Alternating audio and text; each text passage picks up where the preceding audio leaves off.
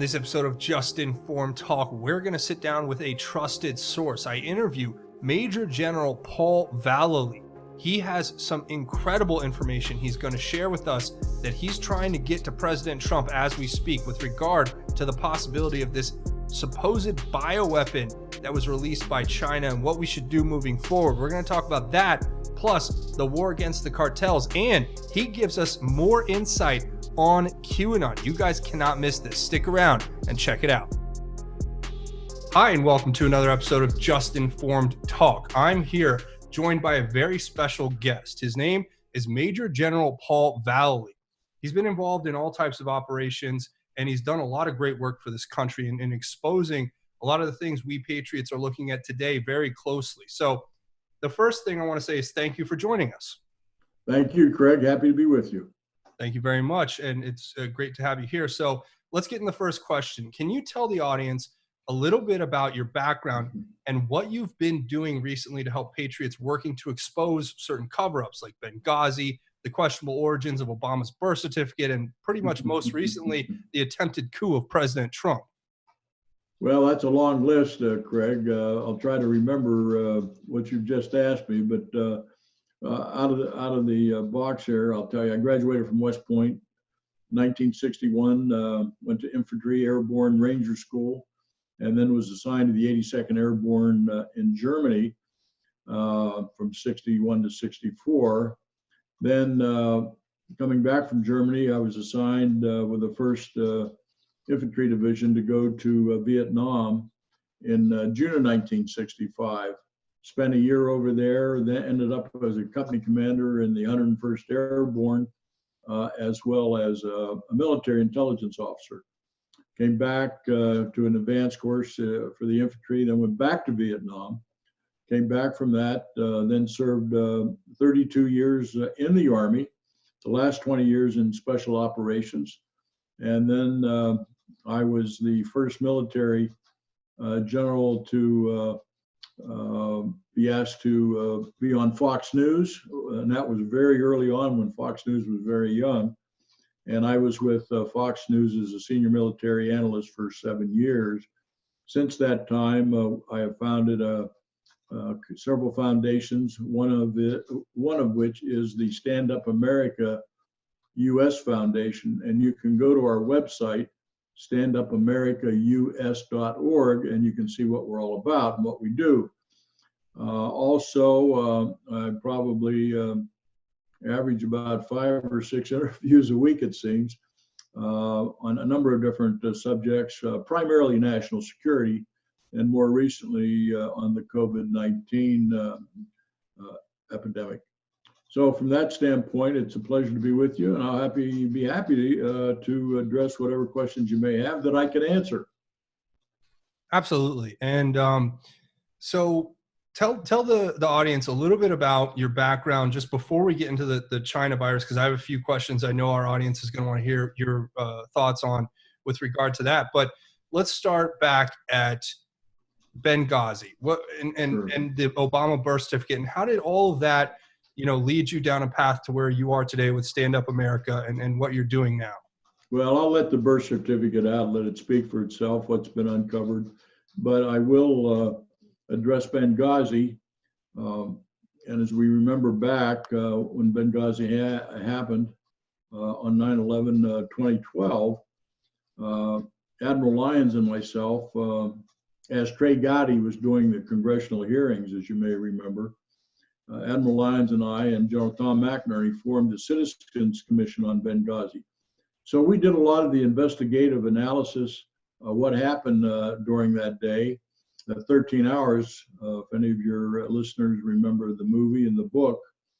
But we formed that to really try to find out what really happened. And we passed that information on to Trey Gotti, Congressman Trey Gotti, head of the hearing at that time. But here was the downfall of that. After we provided him all of this intelligence, Trey Gotti took it to the 10-yard line, if I may use a football metaphor.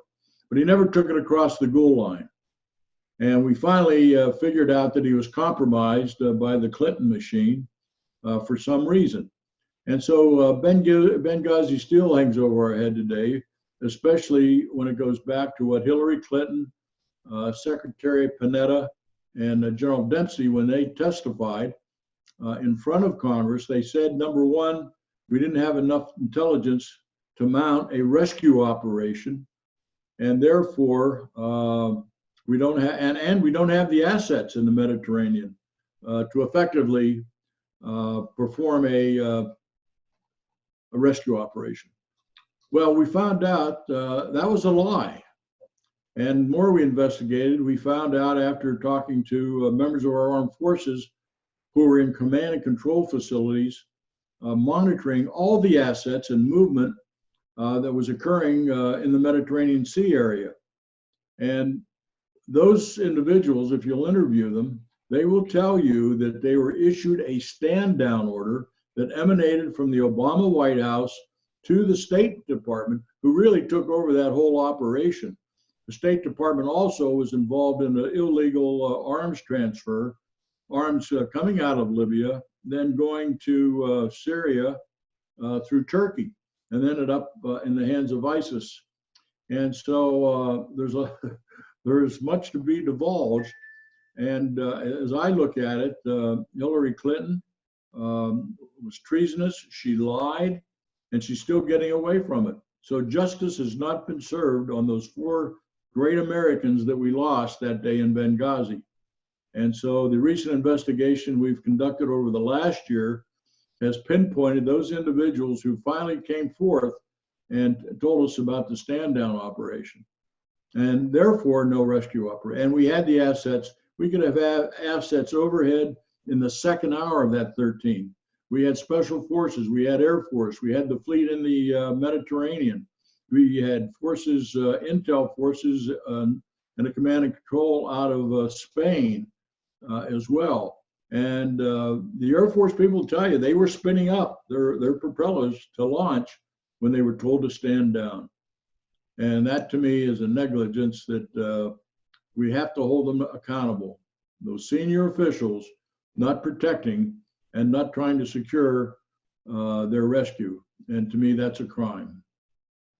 Right. And, for those of you who watch this channel regularly, you'll know we've had Sergeant William Cotel and Nicholas Noe and others on the channel to discuss exactly what happened that day. But it's always interesting to get another perspective on, what was actually happening there. And you touched on it briefly, talking about the weapons trade there and how that was all happening. And, who really was training and supplying ISIS is really the question that it comes down to, I think. And we'll eventually get to the bottom of that, I'm sure, if we just continue to stick with it. What's your confidence in President Trump's ability to get that ball, if we're going to stick with that analogy, across that goal line as far as holding these people to account with regard to what you've just mentioned? Well, Attorney General Barr and Mr. Durham, they have that information. And so we're waiting for indictments to come out on the release of what they have found what happened not only during the coup against a sitting president by the left-wing Democrats and others, but also we're waiting for more of the information we've just discussed to come out about Hillary Clinton and her ties back to Obama, not only creating this false narrative, the cover-up, but also not divulging what really happened that day in Benghazi. Well, okay. Well, we'll have to keep an eye on that and just follow up continuously and keep reporting on it. But to kind of switch gears now to what we are dealing with here today, let's talk about this Chinese corona Wuhan virus, whatever you want to call it. Do you believe that the Chinese coronavirus was intentionally set upon the global stage to shut down the global economy and cause a massive depression with the hopes of hurting not only President Trump's reelection bid, but the U.S. at large as part of a move against us in the trade war? Well, I have a 10-page report here. I'm going to read some of it because it'll be more accurate if I do that. Our investigation and also our network of Chinese who have tentacles inside China have provided us at Stand Up America US a lot of intelligence of what really went down in Wuhan. So let me just read a few things for you, Craig. The world is now in the midst of a pandemic that has threatened millions and killed thousands. As a priority in this emergency is the suppressing the coronavirus to keep America safe. That's what we're going through. But our next priority, as I see it, what we sent to President Trump, must be holding the Chinese Communist Party, who run everything over there, by the way, accountable for unleashing this plague on the world and then covering it up. Instead of reporting the deadly outbreak in Wuhan when it first appeared, the Chinese Communist Party engaged in a cover-up, intimidating brave whistleblowers like the late Dr. Li Wenliang, destroying samples that pointed to the virus's origin for weeks, and shutting down a laboratory that shared the virus's genetic sequence on the internet. By the time the CCP, as we call them, switched from a cover-up to containment, it was already too late for the Chinese people in the world. But what's interesting here, the density of the spread came from that lab, from all the intelligence we've gathered today, and I think that's absolutely accurate. Now, whether some people that were working at the lab got infected and they went out shopping or went into the marketplaces, wherever, unintentionally, and spread the disease from there, or it was intentionally developed in that laboratory and released as a bioweapon. And we can see with the travel of thousands and thousands of Chinese on the new lunar festival between January the 10th and February the 18th, thousands of flights, thousands of Chinese moving into Italy, France, New York City, and various places. And that's how it spread out and repeated itself throughout those populations. Now, just because the CCP's tardy efforts failed does not mean a pandemic was inevitable. According to researchers at the University of Southampton, worldwide cases could not by 2/3 if the CCP had responded to the virus just 1 week sooner. If it had responded 3 weeks sooner, a stunning 95% of the cases could have been avoided. But months later, the CCP is still engaged in a propaganda war about the coronavirus and to bring the United States down and ensure our economy would fail. So they then could be the superpower of the world, which has been their intentions for decades. And you could go on and find Chinese leaders who have said that we are going to dominate the world militarily, economically, and financially. And what better way to do that and to weaken the United States and bring our economy down? And but we're ready. We're coming back now. We're going to turn the economy on, and we're going to get the Americans back to work again. But there has to be some kind of retribution against the Chinese Communist Party. That's the bottom line. Well, thank you for sharing that. That's a lot of important information, I think, and hope President Trump will look very closely at this. And I'm sure he's got a lot of advisors telling him about a lot of this stuff in real time as it is. But that's a really interesting insight. In your opinion, who benefits the most from all of this at this point? Chinese government. Absolutely. And that seems to be what we're up against. Now, let's kind of switch gears again, because we covered a lot of important information about what's happening with that virus. And I think, we're going to have to move forward and deal with this because it's a reality, right? It's already happened. Yeah, and we are dealing with it. We are dealing with it very aggressively. What do you think that we're going to be doing in the future to deal with it effectively? Well, we know it's out there. We know people with symptoms have to be tested. Then the steps forward through the medical system to effectively give them cures like the hydrochloroquine or others that are being developed now. Oh, by the way, while the Chinese were developing in their laboratories the COVID-19, they had also come up with a vaccine. We know that from inside China. But did they tell us? Did they share that with anybody? No. That's why for 3 weeks it spread like wildfire, because they intentionally then covered it up. Yeah. But anyhow, more to answer your question, we've got to turn the economy back on today, and we can do it by counties and towns in the United States that are very low risk or no risk, such as in Montana, in Wyoming, parts of Idaho, West Virginia. I think last week I saw they only had 1 death. So the governors now must take their step forward. Don't play politics like Cuomo's doing in New York, like I'm trying to think of his name, in the state of Washington. But these Democratic governors are intentionally delaying turning back on their economies in a smart, analytical way. So the president was right coming out with his 3 phases of how we're going to deal with it. We're going to continue to treat people. We're going to continue to heal them, and we're going to have safeguards in place to prevent the further spread of COVID-19 and other viruses.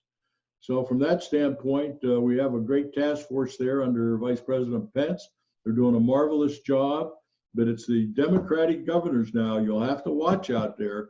And we've sent out messages to some of them already. Turn your economies back on where there's no or very little risk. Because even if there's a low risk area in some of the cities and towns, they can deal with that at the hospitals. So we can do both things simultaneously. So that's the plan. I agree, and it seems like that's what everybody's doing. And ultimately, right now, like we've said, it's a reality. We have to deal with it. We have to turn our economy back on and do our best to save people from this. So let's kind of pivot a little bit to the cartels and the operations that President Trump has launched recently. Is President Trump recently said in a press conference where he was joined by Mark Esper, the Defense Secretary, and Attorney General William Barr. He said they've launched a massive counter-narcotics operation in the Eastern Pacific Ocean and Caribbean Sea to combat the flow of illicit drugs in the United States. And it's also been noted that China has recently, with the effect of this virus, cut down its production of fentanyl and other drugs that end up in the United States via Mexico and other Caribbean and Pacific islands. So my question is basically, can you help the audience understand President Trump's latest moves to stop these global drug cartels?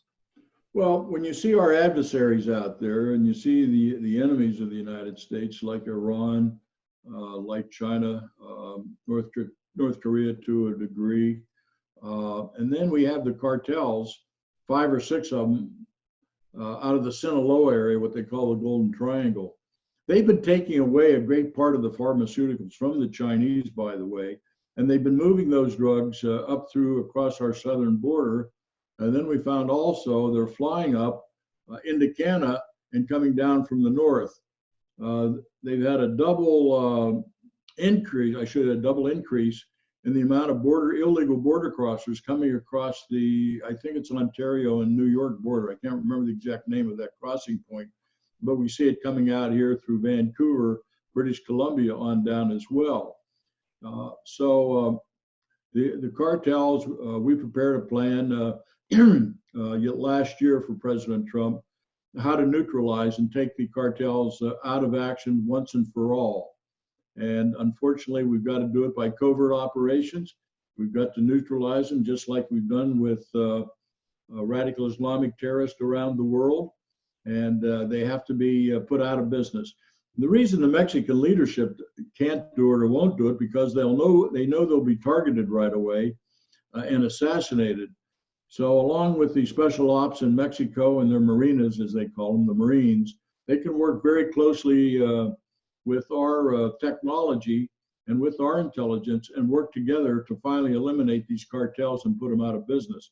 And that's why the president moved a part of the Atlantic Fleet down off of Mexico, off of Venezuela, because that's another entry point and departure point for a lot of drugs as well as weapons that are being supplied up to the cartel. So Venezuela has to be held accountable as well.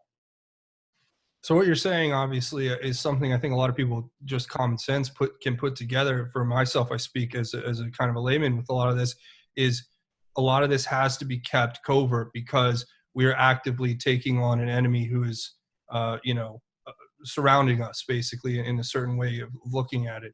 Yeah, so we're not going to march tanks down there in artillery. We don't have to do that. Just like we've taken out ISIS in the Middle East, we can do the same thing with the cartels, but it must be done. Believe me, they're engaged in sex trafficking young women. We know that's been the case through Vancouver, British Columbia. It's been true up through Phoenix, Arizona. with several safe houses that have been found, by the way. And the sex trafficking is very high, very dangerous to our young women or girls in the United States.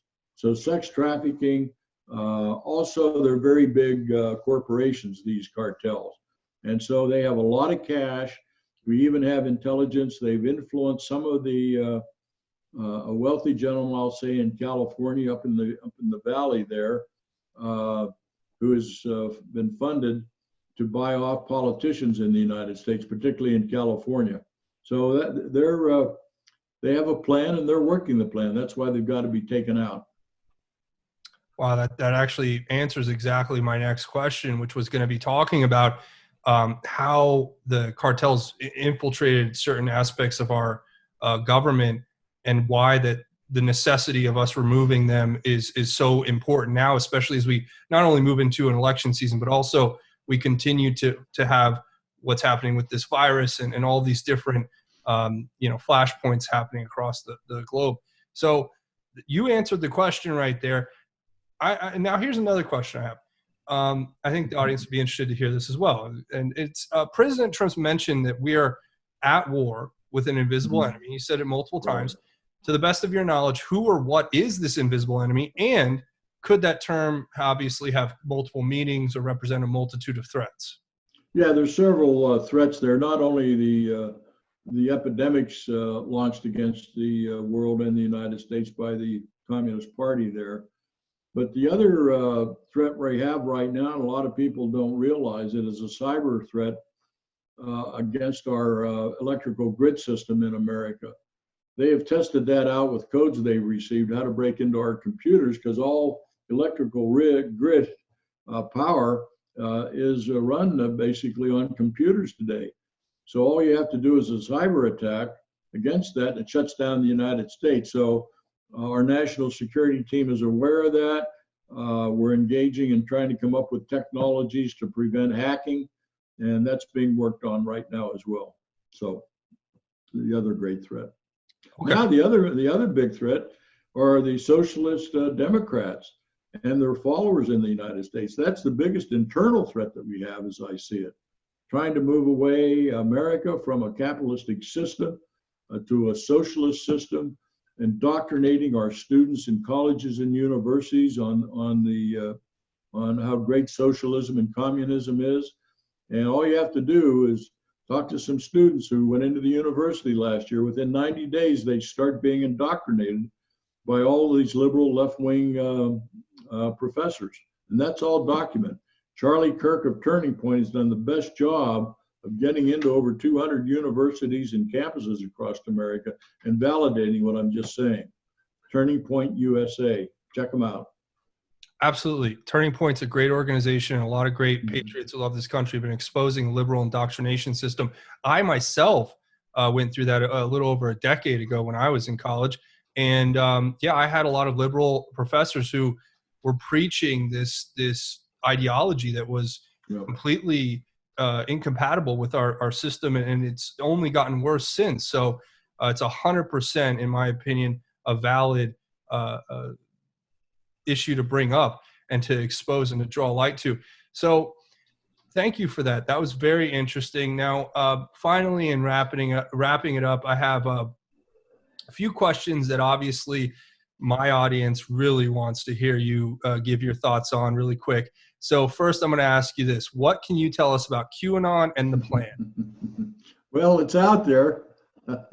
That's for sure. My understanding of it is that a number of military people in the intelligence business are watching very closely what's going on, not only within the country, but outside. And these military intelligence experts are the ones that the president relies on for his information, because he doesn't trust the CIA. And I don't trust them either. I would close the doors of the CIA on Friday, and I would open it up, rebrand the CIA, reestablish it and its organization, and make sure it's an effective intelligence operation, which it isn't now. They didn't have enough insight into China because we don't have human intelligence anymore for the most part. We've destroyed it. We base our intelligence on high-tech stuff now, electronic intelligence, but human intelligence, I can tell you, being over the Middle East and being around the world in the last decade, we don't have good human intelligence like we used to. Human intelligence really means people on the ground in Istanbul, in Paris, in Moscow, and various places that can report back to what's going on and looking back to see what that threat may be to the United States. That's why I would reorganize the CIA tomorrow if I could. Well said. And I've heard a theory out there that we've shared here on this channel and talked about in detail about special access program information that may have been contained in certain emails that may have been deleted, that may have outed the identities of certain operatives who were favorable or working with our intelligence agencies in China, who ended up either in jail or dead after that information just happened to fall into the wrong hands.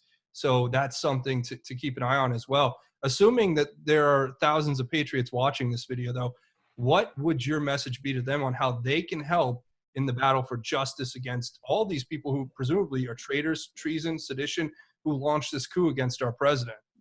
Well, number one, really analyze who you're going to vote for this year, whether it be in the states or whether it be a national election, city councils, school boards, whatever it may be.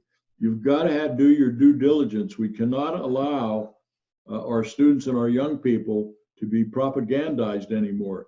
So vote, but know who you're voting for. And we're doing that in Montana, by the way, in much detail right now, trying to identify the individual candidates that we like to see in office. And we want to see constitutional patriots, those who believe in our Constitution, those who believe in our Bill of Rights, our values.